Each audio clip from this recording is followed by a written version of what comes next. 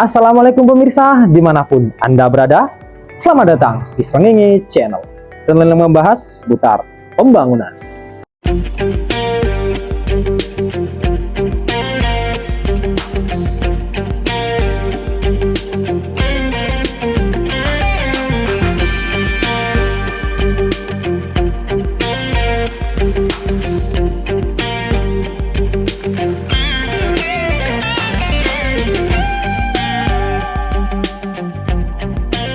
Baik pemirsa, video kita kali ini kita akan membahas bagaimana sih cara pengerjaan kolom saat pengecoran. Nah, untuk pemirsa yang ingin tahu detailnya seperti apa, pantengin terus video ini.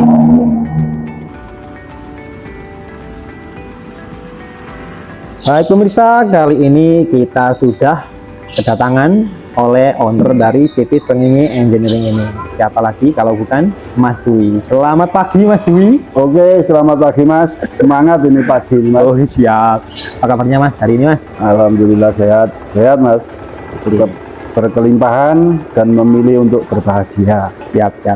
Oke Mas, ini proyek kita kali ini kan kita mau meliput tentang kolom saat pengecoran. Nah, untuk sebelum itu Mas, apa sih kolom itu Mas? Ya apa ya, kalau menjelaskan secara enteng dan reangan kolom itu ya cagak itu Mas ya. Kalau bahasanya tiang lah, tiang untuk menyangga beban, beban dari sebuah bangunan. Jadi kolom itu secara fungsi itu penyangga beban lah. Nah, penyangga beban ini nanti akan diteruskan ke pondasi. Jadi kolom beban dari balok itu ya diteruskan ke kolom dan diteruskan ke pondasi, seperti itu Mas. Oke, jadi kalau secara fungsi itu, kalau pengertiannya sendiri ya kolom itu adalah bagian dari sebuah bangunan atau struktur bangunan yang menyangga beban, seperti itu. Oke, tiang lah ya. Ya tiang lah. Oke, nah untuk bisa disebut sebuah kolom itu ini komposisinya itu seperti apa sih kolom ini? Kalau secara komposisi kolom itu, kalau kita ngomong kolom itu kan berarti kolom itu beton bertulang lah. Benar. Tapi kalau kita ngomong secara umum tiang itu kan macam-macam, ada bisa kayu, bisa bambu. Benar. Yang saat ini kan kita fokusnya ke kolom beton bertulang. Nah, untuk komposisinya Mas? Komposisinya ada pasir, yang jelas beton, ada beton sendiri lah. Kalau beton itu kan komposisinya ada pasir, semen, air. Ya kalau beton bertulang berarti ada beton sama tulangannya itu besi yang membentuk. Untuk ukuran besinya mungkin Mas? Kalau ukuran besi itu kalau kita detailkan, artinya kita hitung secara struktur itu nanti ada. Kita bahas di lain waktu. Oke, siap. Kita bahas di lain waktu. Artinya begini, kita ngomong dimensi kolom dulu. Oh ya benar. Nah, kalau kita udah ngomong dimensi kolom, nanti ketemu tulangannya itu harus besi berapa, seperti itu. Jadi secara umum begini, kolom itu, besaran kolom, dimensinya kolom itu melihat seberapa balok yang ada di bangunan itu yang paling besar berapa. Umpamanya baloknya tadi itu 15-30, idealnya kolom itu adalah 30-30 atau sama 15-30. Pokoknya sisinya itu ada yang sisi menyamai dengan balok, seperti itu. Oke. Kan macam-macam loh kalau rumah itu. Lah nanti kalau balok itu menyesuaikan dengan bentangan. Bentangannya itu kita pakainya itu 1/10 dari bentangan, 1/10 sampai 1/18. Makanya kalau rumah-rumah itu kan jarak antar kolom itu kan 3 meteran. Kenapa kok 3 meter? Karena ruangan yang ada itu kebanyakan di angka 3 meter sampai 4 meter. Lah baloknya itu kan nanti ketemunya di 30 lah. 30 kali 15. Lah 15-nya ini biasanya setengah dari tinggi balok. Jadi umpamanya balok itu tingginya itu 40, maka lebarnya 20. Lah kolomnya berapa? Kolomnya ya di 20 itu. Jadi nggak ngeplin gitu loh. Itu ada hitungannya sebenarnya. Kalau kita mau detailkan lagi itu ada hitungannya. Nah, kembali lagi ke dimensi kolom ini. Kolom tadi kan menyesuaikan dengan balok yang terbesar di suatu bangunan itu. Umpamanya baloknya tadi itu tingginya balok 40, lebarnya berarti kan setengahnya kan 20 ya. Benar. Nah, setengahnya itu kan 20 lah. Nanti kolom itu idealnya ya di 20-20 itu. Dan lebih bagus kolom itu memang bentuknya itu bentuk juga menentukan pembebanan, karena nanti di dalam bangunan itu kan pembebanan ada dua, ada tarik, ada tekan.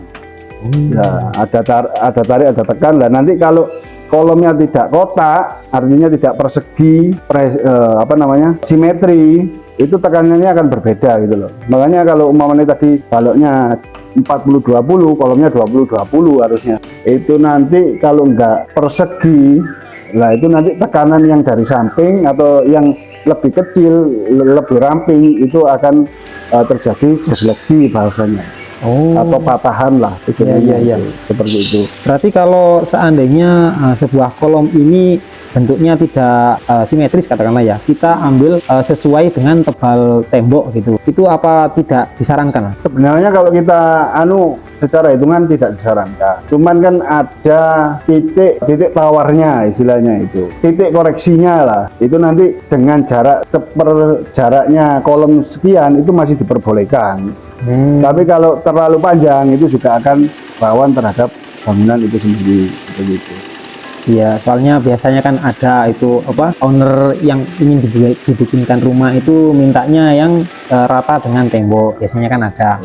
Itu memang nambah estetika mas, artinya semakin tidak terlihat pilar, itu rumah akan kelihatan estetika. Ya kembali lagi ke konsep rumah itu sendiri. Bahkan ada yang memang rumah itu harus kelihatan pilar-pilarnya, kolom-kolomnya yang besar-besar, meskipun itu sebenarnya tidak harus besar, katakan dikasih penebalan dan sebagainya, itu kan bisa. Cuman penebalan itu. Nah kembali lagi ke dimensi tadi ya, dimensi kolom tadi itu. Ya, kalau ibaratnya gini, kalau rumah itu ukurannya 3 meter, otomatis 15-30 itu udah ideal gitu loh. Nah, beda lagi kalau nanti bentangan seperti yang kasus ini kan bentangannya 7 meter ini. Iya benar. Nah, 7 meter kan dibuat 30-30. Nah, kita ambil nanti di baloknya itu kita ambil di 1/10 dari bentangan. Harusnya kan di sana kan 70 kan. Iya benar.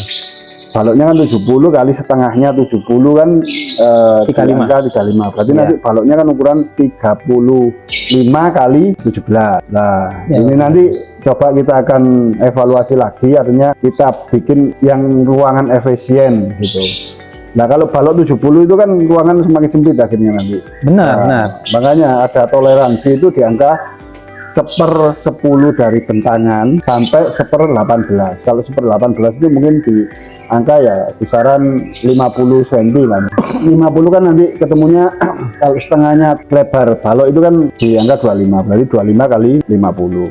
Nah itu bisa ditawar lagi. Dengan cara apa? Dengan cara tadi yang tak sampaikan itu kan ada di dalam bangunan itu ada kuat tarik sama kuat. Oh iya benar. Lah kuat tekannya ini ada di beton, kuat tariknya ini ada di besi. Makanya dua komponen ini sangat menentukan. Jadi nanti memakai mutu beton yang berapa itu nanti ditekannya. Nah kalau ditariknya ini nanti ada besinya yang memang uji kuat tarik seperti itu. Idealnya seperti filosofinya sing muda itu seperti kalau kita bikin jenang nih mas. Kalau jenang itu kan ditarik gitu kan dia akan putus. Tapi kalau ditekan itu kan dia lebih kuat. Beda kalau dengan lidi. Nah lidi itu kalau ditekan dia patah. Tapi kalau kuatnya dia ditarik. Tapi tariknya itu kan kalau uji besi itu kan ditarik. Lah tariknya itu seberapa itu ada ujinya gitu loh. Seperti itulah itu nanti ada perhitungannya. Maksudnya secara teori memang ada hitungannya. Cuman kalau kita udah terbiasa, karena kita kan udah melaksanakan beberapa proyek dan dengan perhitungan, akhirnya itu kan bisa kita copy paste mas. Artinya kita copy paste itu dengan tulangan segini. Berarti nanti kolomnya kita buat segini dan pembesiannya seperti yang kemarin dibahas itu. Ada besi ulirnya, ada besi polosnya. Nah itu kan ada fungsinya sendiri-sendiri. Kalau di besi ulir itu seperti apa, besi yang enggak ulir atau besi polos itu nanti cara uji itu juga berbeda. Nanti kita bahas di lain kesempatan gitu kalau masalah besi polos dan besi ulir itu. Oh iya benar. Seperti itulah dimensinya juga seperti itu. Dimensinya itu sebenarnya hitungnya itu dimensi besi ini ya. Dimensi besi itu hitungannya itu secara umum dalam satu kolom itu ketemunya nanti berapa mili gitu. Kan umpamanya kita pakai 10, itu kan kalau isinya 4 itu kan berarti sekitar 4 cm loh. Nah 4 cm lah itu nanti didistribusikan di mana beban yang ada tariknya yang membutuhkan besi yang banyak. Lah itu nanti didistribusikan ke beton itu sendiri, di ujung-ujung, di pojok-pojok itu, atau di tengah, atau di tepi, agak ke tengah atau agak ke tepi. Lah itu sebenarnya ada perhitungannya. Itu bisa dibahas lain waktu. Ya, lain waktu. Yang jelas penonton semua atau pemeriksa semua itu secara mudahnya itu nanti kalau menentukan kolom itu ya dilihat balok, ukuran balok yang terbesar apa, yaitu nanti yang kita ajuan.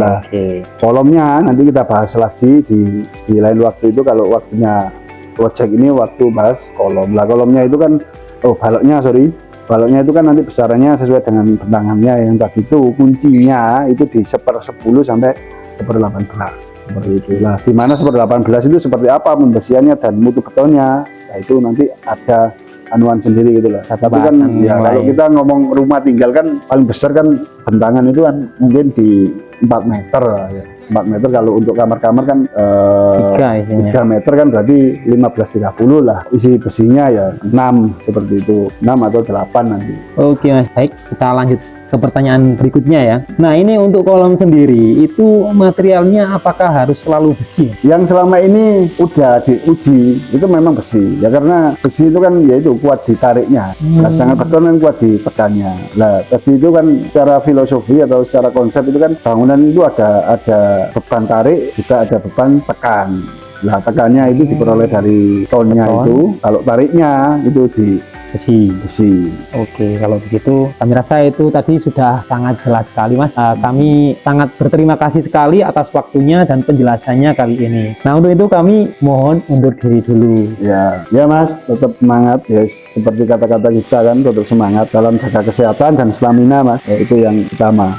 Ya Mas, ya, terima kasih Mas. Terima kasih. Nah seperti itu tadi ya pembahasan kita tentang proses pengerjaan kolom saat pengecoran. Nah untuk pemirsa mungkin masih ada pertanyaan yang masih belum terjawab saat pembicaraan kita tadi, bisa langsung komen di bawah. Oke, sebelum kami mohon undur diri seperti biasa, dukung terus channel kami dengan cara like, komen, dan subscribe tentunya. Baik, sekian dari saya. Assalamualaikum warahmatullahi wabarakatuh.